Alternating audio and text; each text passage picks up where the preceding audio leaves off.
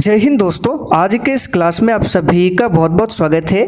तो जैसे कि दोस्तों बिहार एसएससी सीजीएल 4 के लिए लगभग 2500 से 3000 पदों पर नई भर्ती आ रही है। बहुत ही मस्त, शानदार और पावरफुल जॉब है।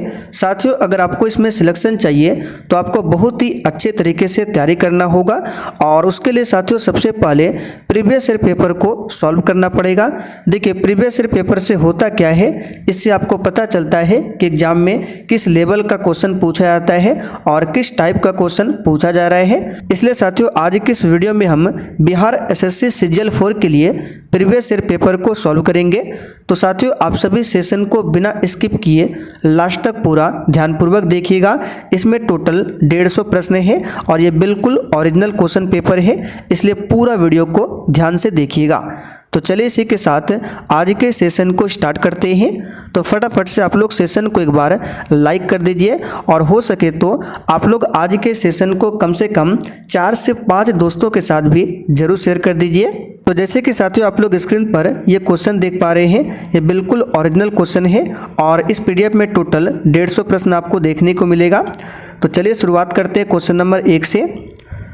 तो देखिए पहला क्वेश्चन है, हरे रंग का पदार्थ जो पौधों में प्रकाश संश्लेषण करता है वह निम्नलिखित में से कौन है। और देखिए साथियों, अगर आपको इन सेट में किसी भी क्वेश्चन का आंसर पहले से आता हो तो आप लोग नीचे कमेंट बॉक्स में अपना अपना आंसर जरूर बताइएगा। तो हरे रंग का पदार्थ कौन है जो पौधों में प्रकाश संश्लेषण का काम करता है, तो ये है क्लोरोफिल। और क्लोरोफिल में क्या पाया जाता है, तो याद रखिएगा मैग्नीशियम पाया जाता है। आगे देखिए दूसरा क्वेश्चन पूछा गया है, साइलेंट वैली या फिर मूक घाटी किस राज्य में अवस्थित है। तो साथियों क्वेश्चन नंबर 2 के लिए आंसर क्या हो जाएगा, साइलेंट वैली ये केरल राज्य में स्थित है। एक पूछा जाता है सिलिकॉन सिटी के नाम से किसे जाना जाता है, तो कर्नाटक की राजधानी बेंगलुरु को। फूलों की घाटी पूछे कहाँ पर है, उत्तराखंड में है, इसे भी ध्यान रखिएगा। और साथियों आपकी जानकारी के लिए बता देते हैं, ये जो क्वेश्चन पेपर आप लोग देख रहे हैं ये लगभग 7 से 8 साल पुराना क्वेश्चन पेपर है, इसलिए आपको क्वेश्चन ईजी लग रहा होगा। लेकिन अभी के समय में क्या है, कॉम्पिटिशन बहुत ही ज़्यादा है, तो इतना इजी आपको क्वेश्चन एग्जाम में नहीं मिलेगा, इस बात को ध्यान रखिएगा। अगला क्वेश्चन देखिए, गोवा किस नदी पर अवस्थित है। जैसे जैसे हम आगे बढ़ेंगे आपको क्वेश्चन का लेवल अब भी मिलेगा। तो साथियों गोवा की बात करें, इसकी राजधानी पणजी है और ये मांडवी नदी के किनारे अवस्थित है। और गोवा जो है क्षेत्रफल के हिसाब से सबसे छोटा राज्य है भारत का, ध्यान रखिएगा। लेकिन जनसंख्या में सबसे छोटा राज्य पूछे तो सिक्किम है। अगला क्वेश्चन देखिए, शुष्काक्षिकोभ का मनुष्यों में प्रकोप किस विटामिन की कमी से होता है। तो साथियों इस क्वेश्चन का आंसर हो जाएगा विटामिन ए की कमी से। विटामिन ए की कमी से रतौंधी रोग भी होता है। और विटामिन ए का रासायनिक नाम पूछे रेटिनॉल है। विटामिन सी का रासायनिक नाम पूछे एस्कॉर्बिक एसिड है। विटामिन के का रासायनिक नाम पूछे तो फिलोक्विनोन है। इन सारे फैक्टों को ध्यान रखिएगा। प्रोटीन ऊर्जा कुपोषण का परिणाम क्या है। चलिए क्वेश्चन नंबर 5 के लिए आंसर बताइए। तो प्यारे साथियों प्रोटीन ऊर्जा कुपोषण का परिणाम क्या है, तो याद रखिएगा बालछय, जिसको मरासमस भी बोला जाता है। ये प्रोटीन की कमी से होने वाला रोग है। यहाँ पर ए ऑप्शन आपका सही जवाब है, ध्यान रखिएगा। अगला क्वेश्चन देखिए, निम्नलिखित में से किस स्थान पर छोटी जी यानी कि गुरुत्वीय त्वरण का मान सबसे अधिक होगा। तो साथियों आपकी जानकारी के लिए बता देते हैं, ये जो छोटी जी है इसका मान सबसे अधिक कहाँ पर होता है, पोल पर, यानी कि ध्रुव पर छोटी जी का मान सबसे अधिक होता है। और छोटी जी का मान सबसे कम कहाँ पर होता है, विषुवत रेखा पर। यहाँ पे लिख देते हैं विषुवत रेखा पर छोटी जी का मान क्या होता है, सबसे कम होता है। अच्छा, छोटी जी का मान शून्य कहाँ पर होता है, तो पृथ्वी के केंद्र पर। इस बात को ध्यान रखिएगा।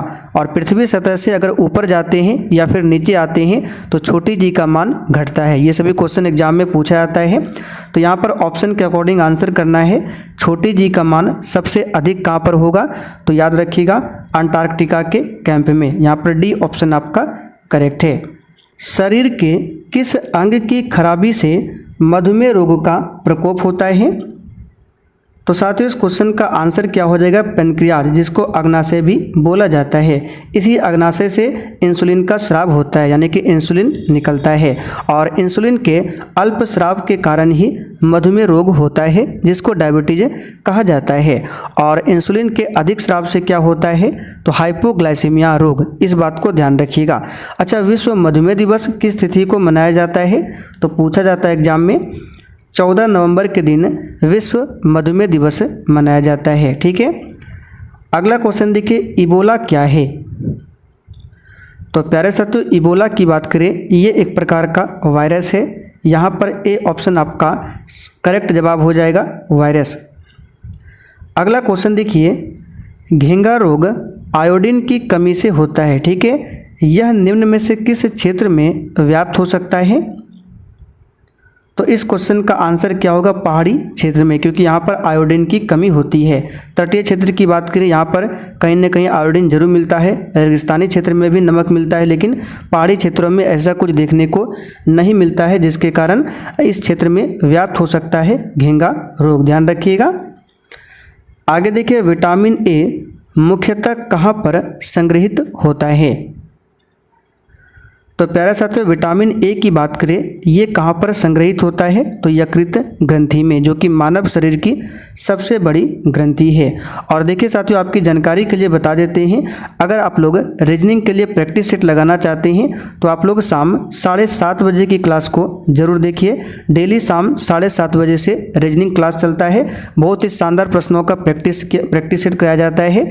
और ये क्लास आपको कहाँ पर मिलेगा, जो मेरा दूसरा चैनल है उसका नाम बता देते हैं, दिवाकर स्टडी IQ। लिंक आपको डिस्क्रिप्शन बॉक्स में मिल जाएगा, आप लोग जाकर देख लीजिएगा। दिवाकर स्टडी IQ उस चैनल का नाम है। ठीक है। अगला क्वेश्चन देखिए, मादा क्यूलेक्स मच्छर निम्नलिखित में से किस रोग की वाहक है,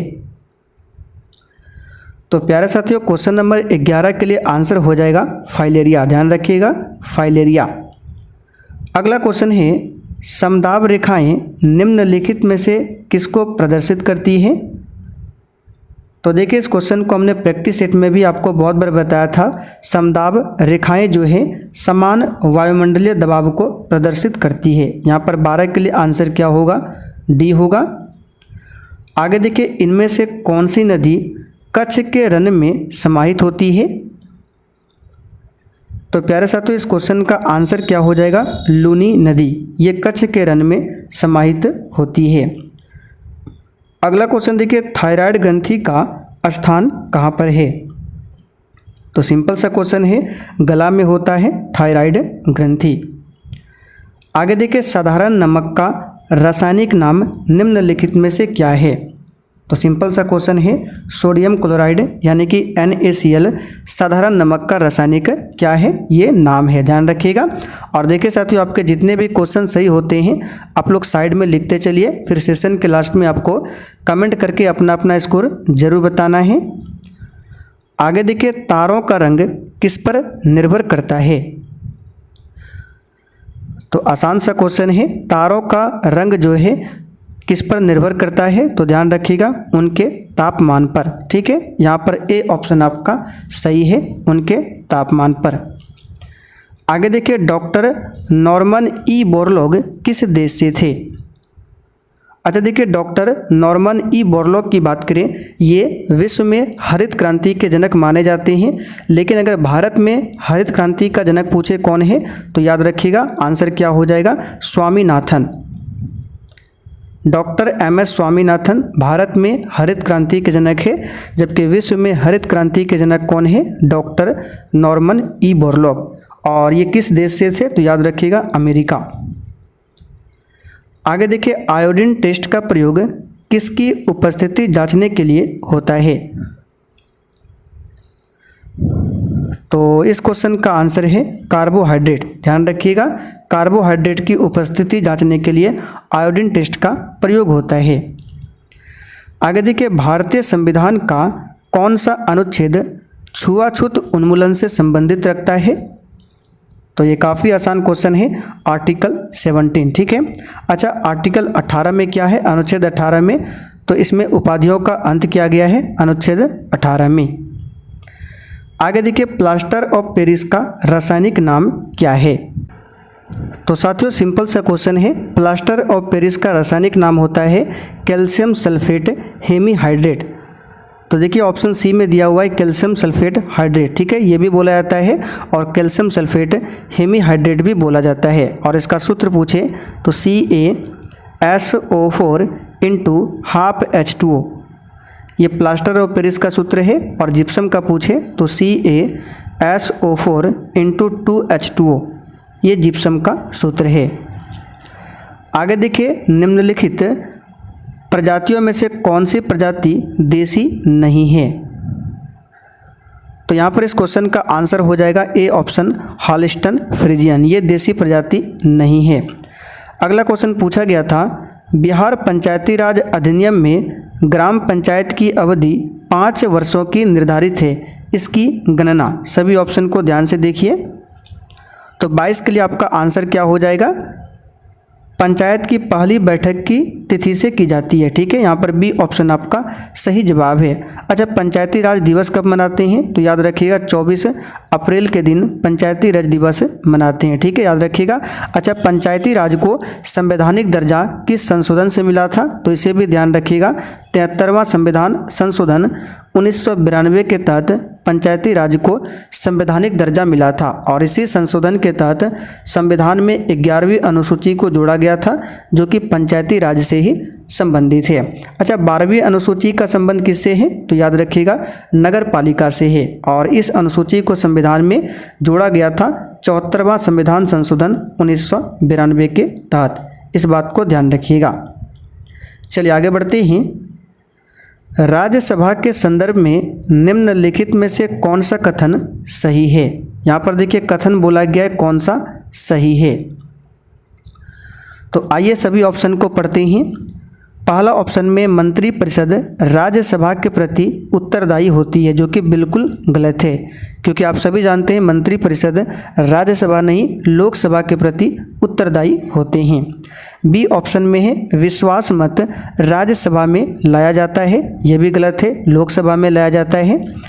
राज्य सूची के किसी विषय पर संसद कानून बना सकती है अगर राज्यसभा 2/3 बहुमत से पारित करें कि राज्य सूची का संदर्भगत विषय राष्ट्रीय महत्व का हो गया है। ये आंसर इसका सही है। बाकी देखिए धन विधेयक राज्यसभा में लाया जा सकता है, ये भी गलत है, क्योंकि धन विधेयक को लोकसभा में ही लाया जाता है, ठीक है, हमने आपको बताया था। आगे देखिए राष्ट्रीय प्रतीकों के संबंध में नीचे दिए गए कथनों में कौन सा कथन सही नहीं है। बड़ा ही ध्यान से ऑप्शन को पढ़िएगा। इस टाइप के क्वेश्चन अगर एग्जाम में आता है तो अक्सर बच्चे गलत कर जाते हैं। तो भारत के राष्ट्रीय ध्वज की चौड़ाई और लंबाई का अनुपात, यहाँ पर ध्यान दीजिए, लंबाई चौड़ाई नहीं है, चौड़ाई और लंबाई का अनुपात 2:3 होता है। ये कथन सही है, क्योंकि आप सभी जानते हैं लंबाई और चौड़ाई का अनुपात 3:2 होता है, लेकिन यहाँ पे चौड़ाई और लंबाई है तो 2:3, ये कथन सही है। राष्ट्रीय झंडे के चक्र में जो चक्रों की तिलियों की संख्या होती है 24 होती है, ये भी सही है। राष्ट्रीय प्रतीक लौरिया नंदनगढ़ के सिंह सिर से लिया गया, ये गलत है, क्योंकि राष्ट्रीय प्रतीक जो है सारनाथ स्तंभ से लिया गया है। तो सी ऑप्शन ही हमारा आंसर होगा। बाकी डी ऑप्शन देखिए राष्ट्रीय धुन बजाने के पूर्ण अधिकारिक अवधि 52 सेकंड है, यानी कि राष्ट्रीय गान जो है जन गण मन, ये सभी स्टेटमेंट सही है। तो केवल यहाँ पर सी ऑप्शन ही ऐसा है जो कि गलत है। लोकसभा या विधानसभा के निर्वाचन में एक उम्मीदवार अपनी जमानत की राशि खो देगा अगर उसे कुल वैध मतों का कितना मत प्राप्त हो। तो सिंपल सा क्वेश्चन है, इसका आंसर याद रखिएगा। कुल वैध मतों का अगर 1/6 से कम मत प्राप्त होता है तो उम्मीदवार जो है अपनी जमानत की राशि को खो देता है, इसे ध्यान रखिएगा। आगे देखिए भारतीय राष्ट्रीय कांग्रेस का प्रथम अधिवेशन जो कि दिसंबर 1885 में हुआ था, कहाँ पर हुआ था ये आपको बताना है। तो ये हुआ था बम्बई में, और इस अधिवेशन की अध्यक्षता किसने किया था, तो WC बनर्जी, इनका पूरा नाम है व्योमेश चंद्र बनर्जी ने, इस ध्यान रखिएगा। और भारतीय राष्ट्रीय कांग्रेस के प्रथम अध्यक्ष बने थे व्योमेश चंद्र बनर्जी। अच्छा भारतीय राष्ट्रीय कांग्रेस के प्रथम मुस्लिम अध्यक्ष कौन थे, बदरुद्दीन तैयब जी, इस बात को ध्यान रखिएगा। एक दल लोकसभा में विपक्षी दल होने का दावा करता है, इसके पास न्यूनतम कितने सांसद लोकसभा में होने चाहिए? तो यहाँ पर 27 के लिए आंसर हो जाएगा क्या? तो याद रखिएगा 55। ग्राम पंचायत का कोई सदस्य हस्तलिखित आवेदन मुखिया को समर्पित कर त्यागपत्र दे सकता है। ठीक है, तो आवेदन समर्पित करने के कितने दिनों बाद त्यागपत्र प्रभावी माना जाएगा? इस क्वेश्चन को हमने बिहार एसएससी क्लास में आपको कराया था। तो यहाँ पर इस क्वेश्चन का आंसर क्या हो जाएगा? 7 दिनों बाद। ध्यान रखिएगा, आंसर क्या होगा? 7 दिनों बाद। और देखिए, अगर आप लोग बिहार एसएससी के लिए क्लास करना चाहते हैं तो आप लोग सुबह 10 बजे की क्लास कीजिए, इसी चैनल पर आपको मिल जाएगा लाइव में। आगे देखिए, भारत में स्वतंत्रता के बाद प्रथम आम चुनाव कब संपन्न कराए गए थे? तो ऑप्शन के अकॉर्डिंग चलना है 1952 में। 1951 में स्टार्ट हुआ था, 1951 के लास्ट में, और 1952 में समाप्त हुआ था। तो 1951-52 में हुआ था। तो अगर ऑप्शन में 1951 मिलता है तो आंसर 51 होगा। अगर ऑप्शन में 52 मिलता है तो आंसर हमारा क्या होगा? 1952। फिलहाल आंसर यहाँ पे 1952 होगा। नरेगा योजना का खर्च केंद्र और राज्य के बीच किस अनुपात में वहन किया जाता है? तो नरेगा योजना का जो खर्च आता है तो केंद्र और राज्यों के बीच किस अनुपात में वहन होता है? तो याद रखिएगा, ये रेशियो होता है 90:10 का। यहाँ पर ए ऑप्शन आपका सही है। अच्छा, आप लोग थोड़ा सा कमेंट करके बताइए, ये जो नरेगा है इसका नाम बदलकर मनरेगा कब किया गया?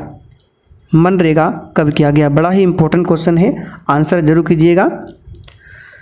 आगे देखिए, निम्नलिखित पंचवर्षीय योजनाओं में कौन सी योजना अनावृष्टि का मतलब यहाँ पे क्या होता है? अकाल। ठीक है, और 2 युद्धों के कारण प्रभावी हुआ था। तो चीन का युद्ध जो और पाकिस्तान का युद्ध हुआ था, तो बताना है आपको किस पंचवर्षीय योजनाओं के दौरान। तो इसका आंसर याद रखिएगा, बड़ा ही इंपॉर्टेंट क्वेश्चन है, तीसरी पंचवर्षीय योजना के दौरान। ठीक है। अच्छा, प्रथम पंचवर्षीय योजना की बात करें, ये स्टार्ट हुआ था 1951 में और चला था 1956 तक। बिहार में किसान सभा की स्थापना किनके द्वारा की गई थी? ये बिहार का फेवरेट क्वेश्चन है, बार बार एग्जाम में रिपीट होता है, इस पर स्टार मार्क कर लीजिए। तो बिहार में किसान सभा की स्थापना सहजानंद सरस्वती के द्वारा किया गया था। एक नाम है जयप्रकाश नारायण, इन्होंने संपूर्ण क्रांति का नारा दिया था और जयप्रकाश नारायण को लोक नायक की उपाधि दी गई है, ध्यान रखिएगा, जबकि लोकमान्य की उपाधि बाल गंगाधर तिलक को मिला है। आगे देखिए, 1860 में प्रकाशित नील दर्पण नील की खेती करने वालों की दशा चित्रित करता है। तो इस नील दर्पण के रचनाकार कौन थे? तो सबसे पहले ध्यान रखना है, नील दर्पण में क्या है? तो नील की खेती करने वालों की दशा इसमें चित्रित किया गया है। और नील दर्पण पुस्तक के लेखक है दीनबंधु मित्र। इंपॉर्टेंट क्वेश्चन है, ध्यान रखिएगा, दीनबंधु मित्र। आगे देखिए, नीचे दी गई कमेटियों में किसका संबंध पंचायती राज से है? तो आंसर सिंपल सा है, बलवंत राय मेहता कमेटी, इसका संबंध है पंचायती राज से। अच्छा, पंचायती राज लागू करने वाला देश का पहला राज्य कौन था? तो याद रखिएगा, राजस्थान। राजस्थान के नागौर से 2 अक्टूबर 1959 से पंचायती राज का शुभारंभ हुआ था। उस समय प्रधानमंत्री कौन थे? तो पंडित जवाहरलाल नेहरू। और पंचायती राज को लागू करने वाला दूसरा राज्य पूछे तो आंध्र प्रदेश था। सामुदायिक विकास कार्यक्रम का सार क्या था? तो इस क्वेश्चन का आंसर हो जाएगा लोक भागीदारी। द्रोणाचार्य पुरस्कार किस क्षेत्र में दिया जाता है? तो साथियों, ये क्रीड़ा प्रशिक्षण के क्षेत्र में दिया जाता है द्रोणाचार्य पुरस्कार। राष्ट्रीय खेल दिवस जो कि 29 अगस्त को मनाया जाता है, यह निम्न में से किससे संबंधित है? तो सिंपल सा क्वेश्चन है, ये ध्यानचंद से संबंधित है, मेजर ध्यानचंद से। मैग्सेसे पुरस्कार जो कि रमन मैग्सेसे के नाम पर दिया जाता है, वे किस देश के राष्ट्रपति थे? चलिए, तो यहाँ पर आपका आंसर होगा फिलीपींस। और देखिए साथियों, आप सभी से फिर से रिक्वेस्ट है, जिन्होंने अभी तक सेशन को लाइक नहीं किया है, आप लोग फटाफट से एक बार सेशन को लाइक कर दीजिए। आगे देखिए, शीतकालीन ओलंपिक, जो 22वां शीतकालीन ओलंपिक हुआ था, ये खेल किस देश में आयोजित किए गए थे? ये पुराना करंट अफेयर्स है, तो ऐसे भी ये जरूरी नहीं है, इसको स्किप कर रहे हैं। सहारा रेगिस्तान किस महाद्वीप में अवस्थित है? तो सिंपल सा आंसर है, अफ्रीका महाद्वीप में है सहारा रेगिस्तान, और यह विश्व का सबसे बड़ा मरुस्थल है सहारा रेगिस्तान। डूरंड कप किस खेल से संबंधित है? तो प्यारे साथियों, ये फुटबॉल से संबंधित है, पूछा जाता है एग्जाम में, ध्यान रखिएगा। वर्ष 2014 के नोबेल शांति पुरस्कार के विजेता कौन है? ये उस समय का करंट अफेयर्स है। बिहू किस राज्य का लोक नृत्य है? तो साथियों, बिहू जो है असम राज्य का लोक नृत्य है, ध्यान रखिएगा। ओडिशा का ओडिसी है, ध्यान रखिएगा। एक पूछा जाता है सत्रिया किस राज्य का है? तो सत्रिया भी असम का है। आगे देखिए, पेरू की राजधानी कहाँ पर है? तो सिंपल सा क्वेश्चन है, लीमा पेरू की राजधानी है। आगे देखिए, चेरनोबिल परमाणु संयंत्र जो कि अब बंद है, ये कहाँ पर है? तो इस क्वेश्चन का आंसर होगा ये यूक्रेन में है। जापान की मुद्रा क्या है? तो प्यारे साथियों, जापान की राजधानी टोक्यो है और यहाँ की मुद्रा का नाम क्या है? येन। निम्नलिखित में से किस चक्रवात ने भारत के पूर्वी तट को प्रभावित नहीं किया? ये भी उस समय का करंट अफेयर्स है। ट्रेन टू पाकिस्तान पुस्तक निम्नलिखित में से किसने लिखी है? तो देखिए साथियों, ट्रेन टू पाकिस्तान पुस्तक जो है ये किसके द्वारा लिखा गया है? तो इस क्वेश्चन का आंसर होगा खुशवंत सिंह के द्वारा। अगला देखिए, विंग्स ऑफ फायर, इस पुस्तक के लेखक कौन है? बड़ा ही इंपॉर्टेंट क्वेश्चन है, इसे ध्यान रखिएगा। तो विंग्स ऑफ फायर पुस्तक के लेखक कौन है? APJ अब्दुल कलाम। भारत एक खोज पुस्तक अहमदनगर किला जेल में कारावास के दौरान लिखी गई थी। तो भारत एक खोज के लेखक कौन थे? तो यहाँ से आपको ये भी ध्यान रखना है, भारत एक खोज ये जो पुस्तक है कहाँ पर लिखा गया था? तो अहमदनगर किला जेल में कारावास के दौरान, और किसके द्वारा लिखा गया था? तो पंडित जवाहरलाल नेहरू के द्वारा। अच्छा, विंग्स ऑफ फायर पुस्तक के लेखक कौन है? तो ऑप्शन ए में अबुल कलाम आज़ाद और यह है APJ अब्दुल कलाम, दोनों अलग है। आंसर यहाँ पे होगा APJ अब्दुल कलाम, ना कि अबुल कलाम आज़ाद। कौन सा देश sugar bowl of the world के रूप में जाना जाता है? यानी कि चीनी का कटोरा किस देश को बोला जाता है? तो प्यारे साथियों, ये बोला जाता है क्यूबा को। किसे बोला जाता है? क्यूबा को। आगे देखिए, जल का घनत्व किस तापमान पर सबसे अधिक होगा? तो 4 डिग्री सेंटीग्रेड पर जल का घनत्व सबसे अधिक होगा, और इसी तापमान पर जो इसका आयतन होगा वो सबसे कम होगा। ठीक है, घनत्व अधिक होगा लेकिन आयतन क्या होगा? कम होगा। संयुक्त राष्ट्र संघ का गठन किस वर्ष में हुआ था? तो साथियों, इसका गठन 24 अक्टूबर 1945 को हुआ था, इसलिए प्रत्येक वर्ष 24 अक्टूबर के दिन संयुक्त राष्ट्र दिवस मनाते हैं। तो आंसर हो जाएगा 1945। भारत की आज़ादी के समय भारत का वायसराय कौन था? तो सिंपल सा क्वेश्चन है, लॉर्ड माउंटबेटन। ठीक है। अच्छा, करजन के समय में क्या हुआ था? तो 1905 में बंगाल का विभाजन हुआ था, और 1906 में मुस्लिम लीग की स्थापना होती है। कहाँ पर? बांग्लादेश के ढाका में। आगे देखिए, कौन सा ICS अधिकारी भारतीय राष्ट्रीय कांग्रेस के 1885 में गठन में शामिल रहा था? तो ये था A.O. ह्यूम, यानी कि एलन ऑक्टेवियन ह्यूम। ठीक है, इसी के नेतृत्व में 1885 में भारतीय राष्ट्रीय कांग्रेस की स्थापना होती है। किसके समयकाल में? तो डफरिन के समय में, ध्यान रखिएगा। म्यांमार की नई राजधानी कहाँ पर है? देखिए, म्यांमार का पुराना नाम भी पूछा जाता है जो कि वर्मा था। ठीक है, अब इसका नाम म्यांमार है, और इसकी राजधानी कहाँ पर है? तो हो जाएगा नापिटा। तमस उपन्यास के लेखक कौन है? तो साथियों, तमस उपन्यास के लेखक कौन है? तो इस क्वेश्चन का आंसर होगा भीष्म साहनी। चलिए, ये भी स्किप कर रहे हैं, उस समय का करंट अफेयर्स है। भारतीय आज़ादी के समय इंग्लैंड के प्रधानमंत्री कौन थे? देखिए आपको क्वेश्चन भले ही इजी लग रहा होगा, लेकिन अब जो है इस टाइप का क्वेश्चन नहीं पूछा जाता है। फिर भी आप लोग सॉल्व कीजिए, देखिए आप लोग कितना क्वेश्चन सही कर पाते हैं। तो भारतीय आज़ादी के समय इंग्लैंड के प्रधानमंत्री कौन थे?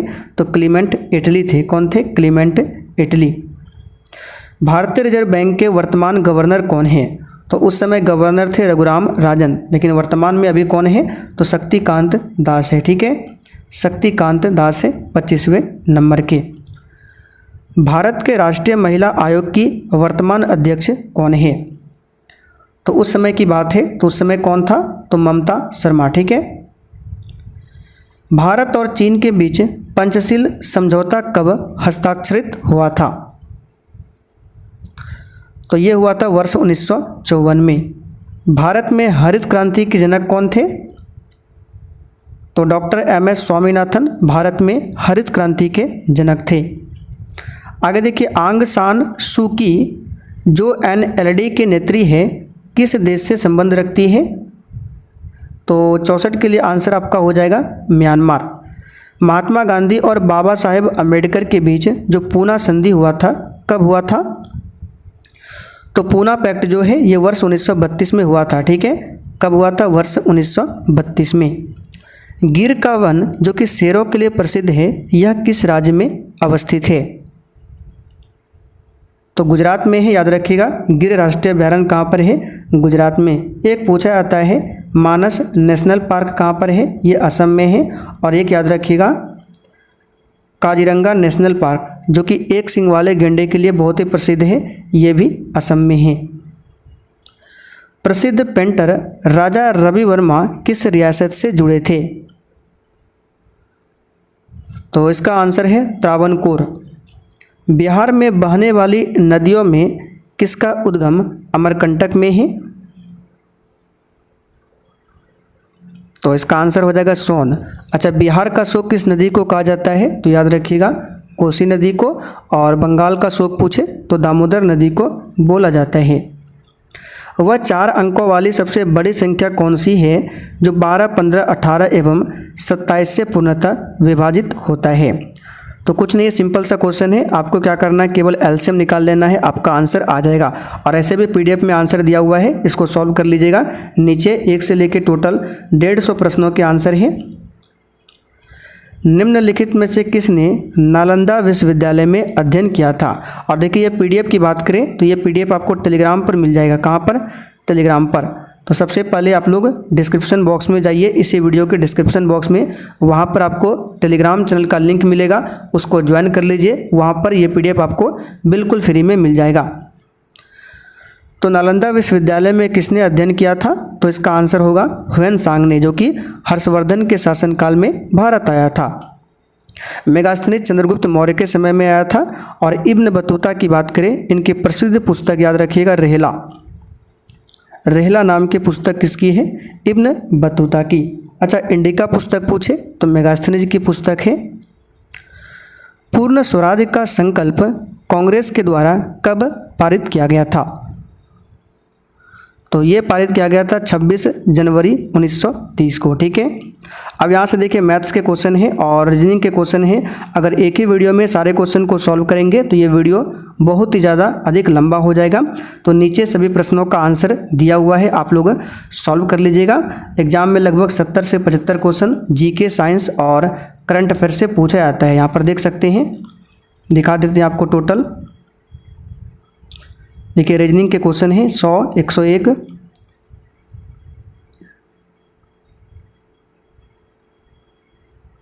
चलिए यहाँ पर देख लीजिए टोटल इसमें 46, 47, 50, 150 प्रश्न है और आंसर यहाँ पे नीचे आपको मिल जाएगा। टोटल 100 लेके 150 तक आंसर है। ये PDF कहाँ पर मिलेगा? टेलीग्राम पर। तो चलिए साथियों, आज के लिए इतना ही। अब आप लोग कमेंट करके बता दीजिए आपने आज के 70 प्रश्न में कितने क्वेश्चन सही किए हैं। ठीक है। और सेशन पसंद आया हो तो जाने से पहले सेशन को आप लोग ज़रूर लाइक कर दीजिएगा। ठीक है। और सेशन को शेयर करना ना भूलें।